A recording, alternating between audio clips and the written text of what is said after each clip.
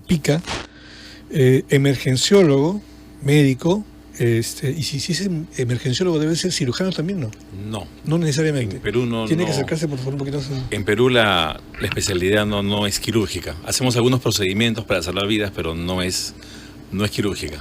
Bueno, antes de continuar, debo decir que hacer la referencia que el doctor Carlos Malpica es hijo del famoso sociólogo, me parece. Era ingeniero agrónomo. Ah, ingeniero agrónomo. Sí, todo el mundo pensaba que era abogado o sociólogo, no, era agrónomo. Carlos Malpica, el autor del famosísimo libro Los Dueños del Perú. Un libro fundamental que yo recuerdo haber leído en la universidad. Y además recuerdo haberlo entrevistado en su casa, como mencionaba, cuando recién comenzaba mi carrera como periodista. Además fue un político muy reconocido. Y me parece que llegó a ser la constitución del 79. El 79. Claro, él sale antes del CCD, claro, en el golpe del 92. Bueno, gracias por venir al programa. Ahora sí vamos a hablar sobre el tema de su especialidad. Y claro, se acerca fin de año y ya vimos que, digamos, es lamentablemente tradicional una serie de accidentes que se producen tanto por el uso de los pirotécnicos, tanto como por los accidentes de tránsito, especialmente Año Nuevo, por la gente que se pasa de copas y no son suficientemente responsables como para tomar un taxi o para no manejar, ¿no es cierto? Queremos hacerle un enfoque nuevo, ¿no? Hay algo de que pasa y no se habla mucho, que se asocia a las fiestas, que es el tema emotivo. Bueno. O sea, hay muchas personas que están solas, muchas personas mayores, y justamente la fiesta de Navidad y del Año Nuevo genera pues una serie de... Mucha depresión, ¿no? De recuerdos, ¿no? Tristeza, depresión, y los pone muy emotivos, muy sensibles, ¿no? Por los que ya no están con ellos, o por incluso familiares que están fuera del país, ¿no? Entonces, lo que se genera son cuadros de mucha ansiedad en estas fiestas, que pueden simular pues un cuadro de un infarto cardíaco, o incluso otro tema también que debemos tocar, también en personas mayores. Entiendo que el público es un poco, no es de jóvenes. A veces las personas mayores pierden el reflejo de la sed y se deshidratan. Ahora que estamos empezando el verano, tenemos mucho anciano que se deshidrata. Y lo que hacen son desvanecimientos, lo que le decimos síncope, ¿no? Entonces también se pueden generar cuadros de presión arterial alta o baja, y esas subidas y bajadas también pueden generar cuadros de isquemia cerebral, ¿no? ¿Pero qué es la isquemia? La isquemia es un espasmo de la arteria, de los vasos del cerebro, y producen lo que se llama el infarto cerebral. Ese es el infarto cerebral. Lo que le decimos vulgarmente el derrame cerebral, ¿no? Entonces hay 3 signos para identificarlo, ¿no? La asimetría facial, la dificultad para hablar y la pérdida pues de la fuerza generalmente de todo un lado del cuerpo. Generalmente cuando hay infarto cerebral se produce alguno de estos síntomas, digamos. Claro, justamente son los 3 síntomas que tenemos que buscar. Dificultad para hablar, asimetría en la cara, que la cara se chuequea, decimos, se pone de lado, no quiere tomar líquido y caen los líquidos. Y la otra es pérdida completa de la fuerza de un lado del cuerpo, ¿no? A mí me habían contado que precisamente cuando se produce este famoso infarto cerebral, por ejemplo, la persona se quiere hablar, pero salen sonidos, pero no palabras, ¿no es cierto? Lo que pasa es que es un evento agudo y produce una desorganización en el cerebro. Entonces, a veces el paciente puede pensar o siente que está diciendo algo y al final no lo está diciendo, o está diciendo otra cosa, o confunde palabras. O, de manera más sencilla, simplemente no puede hablar, ¿no? O habla con mucha dificultad, que esa es la disartria. Ese es el aviso, digamos, pero cuando la persona ya está con estos síntomas, quiere decir que ya se está produciendo un infarto cerebral. Sí, hay 2 tipos de eventos. Uno que es, digamos, permanente, que es el infarto cerebral propiamente, y hay otro grupo que le dicen el TIA, que es transitorio.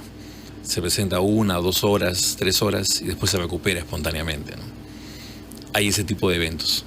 ¿Que no es un infarto o sí es un infarto? Digamos que es como recupera, digamos, tiene todos los factores de riesgo para hacer próximamente un nuevo infarto. O hacer un infarto pequeño, si queremos decirle, ¿no? A ver, vamos a ordenarnos. Para ordenarnos, efectivamente. Primero, la palabra infarto, uno generalmente lo asocia al corazón, ¿no es cierto? Sí. Y el infarto, el miocardio, el infarto cardíaco, consiste en que el corazón deja de trabajar, ¿no es cierto? Hay una zona del corazón que se queda sin aporte de sangre, y eso genera una alteración eléctrica y también motora, porque es un órgano que tiene un componente eléctrico y un componente de bomba, ¿no? Mecánico. Así es. Entonces se alteran ambos y en casos extremos puede hacer pues un paro cardíaco, ¿no? Ahora, el infarto cerebral se refiere también a lo mismo que deja de circular la sangre por el cerebro. La teoría es de que hay un émbolo, un tapón, un coágulo que se desplaza de otro lado del organismo. Y eso obstruye. O una placa de colesterol que se fragmenta y obstruye el vaso. Entonces, esa obstrucción de ese vaso tiene pues todo un terreno, toda una zona del cerebro que le llega usualmente sangre. Y rompe... Cuando se rompe sería un infarto, en todo caso un evento cerebral, no, sería hemorrágico. Ah, ok. Cuando es por espasmo, es lo que le decimos el infarto o isquemia cerebral. Okay. Entonces, ese infarto que es por obstrucción, digamos, es menos grave, vamos a decir, va a depender de qué vaso se afecte, ¿no? Generalmente de cada 10 eventos, 8 son isquémicos y 2 son hemorrágicos. Los hemorrágicos pueden ser también, dependiendo de la extensión, puede ser un sangrado pequeño, puede ser grande. Por eso la recomendación es que cuando uno encuentre estos síntomas, dificultad para hablar, asimetría de la cara se tuerce y sobre todo pérdida de movimiento de un lado del cuerpo, tenemos que inmediatamente llamar a un número de emergencia, en este caso al 106 del SAMU, y por otro lado tratar de llevar al paciente a un hospital para hacer una tomografía. Estamos hablando con el doctor Carlos Malpica, emergencista o emergenciólogo, y estamos hablando sobre estos temas médicos que tienen que ver, en fin, con estas fechas. Pasa algo curioso en el tema del infarto cerebral. Cuando uno tiene un infarto cerebral en la calle, tiene más posibilidad de ir inmediatamente que lo lleven a un hospital, claro, que cuando está en la casa. Porque cuando está en la casa, le asumimos, no, ya le va a pasar. Como no lo vemos grave, no, ya le puede pasar. Y pasan horas. Y esa justo era la siguiente pregunta, porque, digamos, la situación de más riesgo es cuando la persona está durmiendo, por ejemplo, ¿cierto? Ya. Como la famosa apnea. Sí. En el tema de los, se llaman wake up stroke, o sea, de stroke al levantarse, o infarto cerebral al levantarse, por lo general se estima que se producen entre las 3 y 4 de la mañana. Entonces, si uno apenas se levanta a las 6 o 7, verifica que el paciente tiene estos síntomas, inmediatamente lo que hay que hacer es llevarlo a un establecimiento. Porque dentro de las 4 primeras horas y media, tenemos chance a poder, con medicamentos a la vena, poder disolver ese trombo, ¿no? ese émbolo. Ahora, yo sé que no todo, como usted mismo ha dicho, no todos los casos son iguales. Sí. De hecho, hay un político que hace pocos días ha salido diciendo que tuvo 2 infartos cerebrales, ¿no es cierto? Y sin embargo se le ve al hombre hablando muy bien.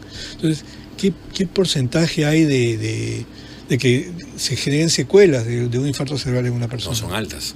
Lo que pasa es que hablamos de las enfermedades tiempo dependientes. Enfermedades tiempo dependientes son las que tienen una ventana de tiempo para actuar. El trauma, los accidentes de tránsito, las caídas de altura, el infarto cerebral y también el infarto cardíaco. Entonces, mientras más pronto reciban la atención adecuada o sean trasladados a un establecimiento de salud, vamos a poder tener mejor pronóstico, mejor recuperación. Ahora, pero si es así, que el infarto cerebral se produce, por ejemplo, una trombosis, ¿no? en alguna vena o en algún vaso del cerebro, llega al hospital, ¿cómo se le puede intervenir? O sea, primero hay que hacer una tomografía y descartar si el cuadro es isquémico de espasmo o si es producto de sangrado. Uh-huh. Si es producto de sangrado, lo que hay que evaluar en todo caso es si es quirúrgico o no. En el caso del isquémico, sí tenemos hasta 4 horas y media para poder colocar un medicamento a la vena y poder resolver en gran medida ese trombo, ¿no? ¿Y cuál es el efecto que hace ese medicamento? Lo que hace es, como hay una obstrucción, digamos, hay un coágulo que está obstruyendo, el medicamento ingresa y lo que hace es lo lisa, lo destruye, lo disuelve y nuevamente se genera un flujo. La secuela va a ser de acuerdo al tiempo que estuvo esa parte del tejido sin circulación y cuánto reperfunde, ¿no? Ahora, una persona que ya tuvo un infarto cerebral y se salvó, lo pasó bien, etcétera, ¿es candidato para sufrir un nuevo infarto cerebral después? Sí, claro, a menos que haya un cambio del estilo de vida, ¿no? O sea, esto se asocia a factores de riesgo: sobrepeso, estrés, presión arterial no controlada, diabetes mellitus no controlada, colesterol, triglicéridos elevados, no controlados. Entonces es como un paciente que tiene un infarto cardíaco. Sobrevive y lo que tiene que hacer es cambiar su estilo de vida. Si los factores continúan, los factores de riesgo continúan, es posible que en el siguiente año haga un nuevo evento, ¿no? Ahora, a propósito del tema de que yo le mencioné de cuando una persona está durmiendo le puede dar un infarto cerebral, Sí, eso quiere decir que si es una persona de edad avanzada, digamos, siempre es ideal que duerma junto con alguien que lo pueda chequear o Sí. que alguien lo vea, ¿no es cierto? Sí, al menos en la mañana temprano, dar una vuelta y ver cómo amaneció, ¿no? Porque sucede eso, a veces dicen, no ha llamado para comer, van a las 11 de la mañana, a mediodía, y ya pasaron 6, 8 horas y realmente ahí no se puede hacer mucho, ¿no? Por eso lo ideal es Temprano dar una vuelta y ver, o la otra es que esté acompañado, ¿no? Ahora, yo quisiera otra vez volver al tema de la apnea. Ok. ¿Cuán peligrosa es la apnea? Generalmente la apnea se asocia a un trastorno respiratorio. Hay cuadros neurológicos de fondo o incluso desde los ronquidos, por decirlo más, Claro. funcionales, ¿no? Entonces, actualmente hay lugares donde se hace estudios de sueño para ver cómo esa persona descansa. Dice que hay un componente de sobrepeso que Sí, claro, por supuesto. La lengua y no sé cuál el es. sobrepeso condiciona, es un factor relacionado al tema de los ronquidos y a la apnea del sueño. Incluso algunos pacientes usan una máscara, un ventilador, que se los ponen durante la noche, que es una máscara, se llama CPAP, para enriquecer de oxígeno. Y el problema del apnea es que el paciente no descansa. O sea, constantemente, para llegar a un ciclo de sueño, más o menos son 90 minutos. Si yo duermo 6 horas, en 6 horas hice 4 ciclos de 90 minutos y descansé. Pero estos pacientes lo que hacen es duermen, pero no descansan. el ronquido los No, están constantes, nunca llegan a hacer sueño profundo y no llegan a descansar. Se levantan cansados porque el cerebro realmente no descansó. Entonces, ese es uno de los efectos, por ejemplo, más importantes de que el paciente se va a morir asfixiado. Realmente eso no sucede. Yo he visto más de una vez la famosa receta casera para resolver el problema de los ronquidos o de la apnea, y es he escuchado eso de coserle una pelota de tenis en la parte de atrás del pijama, en la espalda del pijama. ¿Eso es cierto? ¿Funciona o no funciona? No, lo ideal es hacer el diagnóstico personalizado, ¿no? Lo ideal es tratar de identificar cuál es, digamos, hacer un estudio del sueño. Incluso hay aplicaciones del teléfono, ¿no? Sobre que miden la calidad de sueño, ¿no? Si realmente... Ah, sí, bueno, Sí. ok. Todo el tema del sueño es un capítulo interesantísimo, ¿no? Asociado a la salud ocupacional, por ejemplo, ¿no? La gente que trabaja en minas. Porque ahí sí es importante que los trabajadores descansen, ¿no? Por el riesgo o la implicancia del riesgo de la maquinaria que utilizan, ¿no?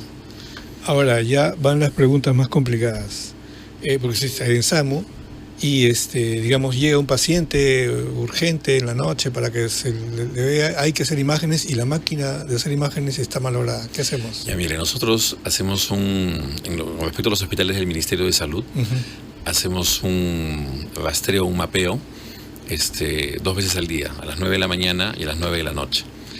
Y justamente lo que tratamos de consolidar es los hospitales que tienen el tomógrafo operativo, que tengan los medicamentos para hacer trombolisis en el caso de infarto cardíaco, infarto cerebral, y además personal capacitado, entrenado para poder hacer el procedimiento. Es operativo. Entonces, claro, cuando aparece un posible infarto cerebral, como es un tema de tiempos, lo que tratamos es de acelerar todo el proceso y no perder tiempo en ninguna etapa de la atención, ni en el despacho de la ambulancia, ni en la evaluación en el lugar, y ya tenemos, digamos, predeterminado a qué hospitales irían, ¿no?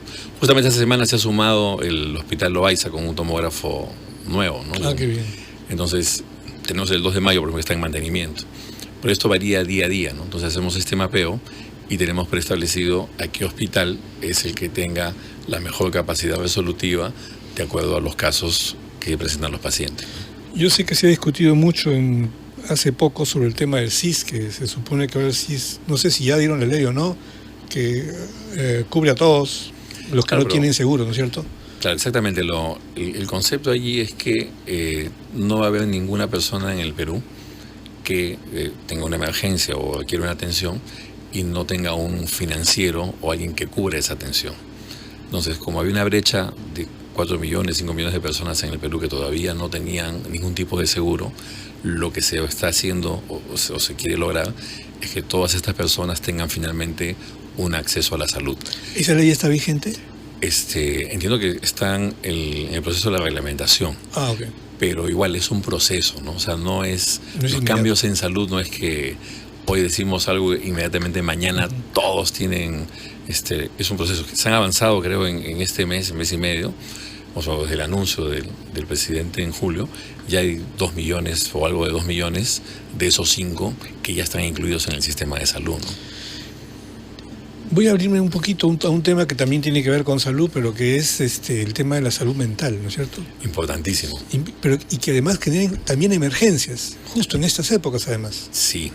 Mire, nosotros ahorita como SAMU, este mes de diciembre hemos empezado en asociación con el Hospital Noguchi.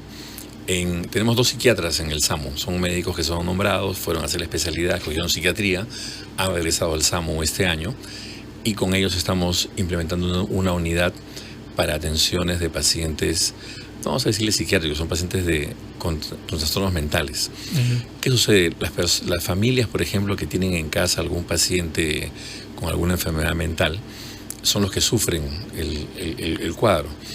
Y a veces estos pacientes o tienen crisis, digamos, intentos de suicidio, o agitación, que lanzan cosas, se ponen agresivos. Entonces no teníamos la manera cómo intervenir en este tipo de casos para llevarlos al hospital. Entonces lo que estamos tratando es de implementar una unidad de salud mental justamente para poder atender en el campo situaciones como las que estamos mencionando, ¿no? Este año incluso se está dando mucha importancia al tema de salud mental. El proyecto era una dirección general del tema de salud mental dentro del ministerio y la idea es justamente empezar a desarrollar no solamente políticas, sino descentralizado, ¿no? ¿En qué sentido? Generalmente los temas de salud mental como médicos se las queremos dejar solamente al psiquiatra. Y todos los médicos cuando hemos sido formados hemos llevado un curso de psiquiatría. Y lo que tenemos que empezar, no solamente los médicos especialistas de emergencia, sino los médicos generales en total, a aprender a manejar las crisis y las emergencias iniciales psiquiátricas. No tiene que ser necesariamente un psiquiatra el que maneje eso. Bueno, y ahí entra además otro tema que es aparentemente secundario, pero que es también muy importante, y es el entorno de las personas que tienen ese tipo de enfermedades. O sea, la persona psicótica, etcétera, tiene una mamá, un papá, en fin, unos hermanos, alguien con quien vive, que también forman parte del problema. Sí, claro, eso es bien complejo, ¿no? O sea, es bien complejo el soporte familiar, o a veces incluso hemos visto casos de que tiene problemas mentales el esposo y la esposa, o la mamá y el hijo, ¿no? Son enfermedades pues catastróficas, ¿no? Porque finalmente se vinculan al tema de pobreza y acceso, ¿no? Bueno, en fin, no hay que deprimirnos, hay que más bien pensar positivamente y ojalá que el año que comienza sea mejor, ¿no? Ya me está contando algunas buenas noticias que vienen para el próximo año, ¿no? Sí, por eso le digo, tenemos mucha expectativa en el SAMU de mejorar el servicio, renovar nuestra cantidad de unidades y incrementar también el número de unidades, ¿no? No solamente en Lima, sino en el resto de regiones. Esperemos que los planes que tenemos se puedan concretar este 2020, ¿no? Le agradezco muchísimo, doctor, por haber venido al programa. ¿Dónde se lo ubica usted? En una emergencia. Tenemos una central, la central de emergencias del 106 del SAMU, y nuestra central está ubicada en la avenida Arequipa, cuadra 8. Muy bien, le agradezco mucho, doctor. Todo encantado. Hemos conversado con el doctor Carlos Malpica, médico emergencista, sobre estos temas que ustedes han escuchado. Además que tienen plena vigencia ahora que se acerca el fin de año. Ya nos tenemos que despedir. Nosotros no volvemos hasta el próximo año porque mañana hay una programación especial por el aniversario, por fin de año, y el 1 de enero es el aniversario número 36 de Radio Filarmonía, así que aprovecho desde aquí para mandar un saludo muy cordial y muy afectuoso a todos nuestros oyentes, a todos los otros productores que hacen la programación de Radio Filarmonía, a los directivos, por supuesto, a los patrocinadores de la radio y a ustedes, especialmente nuestros queridos y sufridos oyentes. Gracias, felices fiestas, feliz año nuevo, nos encontramos el próximo año.